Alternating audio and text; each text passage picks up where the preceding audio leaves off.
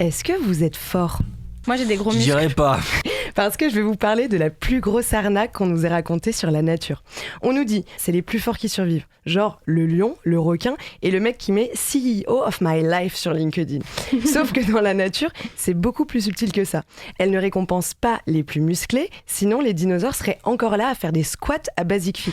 En réalité, dans le vivant, ce qui survit, c'est jamais ce qui domine, c'est ce qui coopère. Et là, on touche le cœur du sujet. La nature ne dit pas « sois invincible », elle dit « ne sois pas seul ». Et nous, qu'est-ce qu'on a fait ? On a construit une société qui admire les gens durs. Alors, soyons précis, un humain qui n'a besoin de personne, ça n'existe pas. C'est une fiction de développement personnel parce qu'on a besoin des autres. Et c'est pas de la faiblesse, c'est juste notre biologie. Même notre corps ne fonctionne pas en solo. Ton intestin a plus de réseau social que toi. Et c'est là qu'on voit le bug. Dans la nature, quand un être vivant est fragile, le système le soutient. Dans notre société, quand quelqu'un est fragile, on lui demande pourquoi il n'est pas plus performant.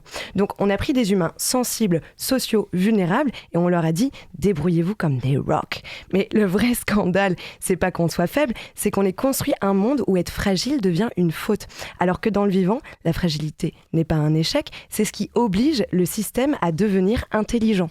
Donc non, la vraie loi du vivant, c'est pas que le meilleur gagne, ça c'est une phrase de coach sportif à la « no pain, no gain ».